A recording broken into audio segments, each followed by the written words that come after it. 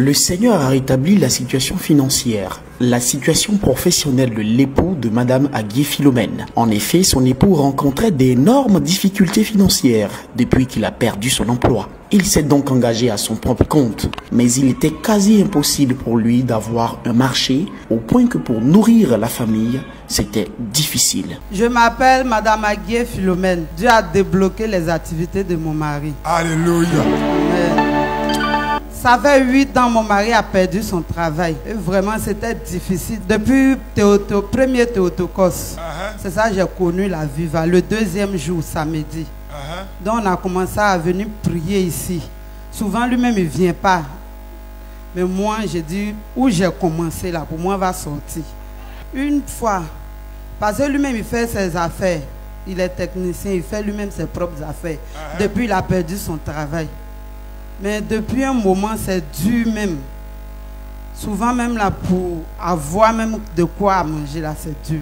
Chaque fois qu'il obtenait un marché, il faisait un songe dans lequel il voyait un serpent ou des serpents et à son réveil, on l'appelle pour lui reprendre le marché. Une situation qui avait pour effet de le décourager, mais elle ne baissait pas les bras et venait toujours à la prière. Mais depuis que j'ai commencé ici, souvent quand il allait marcher comme ça dans la nuit, dans son rêve, il rêve et puis il voit des serpents. Souvent, ces serpents là viennent traverser devant lui. Le lendemain, le marché, ils ont donné ça à quelqu'un d'autre. Mais depuis premier Théotokos, quand il a saisi les trucs que papa donnait là, un jour, il a fait un rêve encore, où c'est comme il était au village chez lui. Et puis un gros serpent est venu traverser devant lui. En ce temps, on lui avait promis un travail dans la semaine. On l'appelle pour lui dire que ce n'est pas la peine, que le travail, ils ont donné ça à l'autre personne. C'est ainsi qu'un dimanche, alors qu'elle était sur le point de venir à la prière pour le programme dénommé Théotokos, son époux l'appelle pour lui dire qu'il a eu un marché.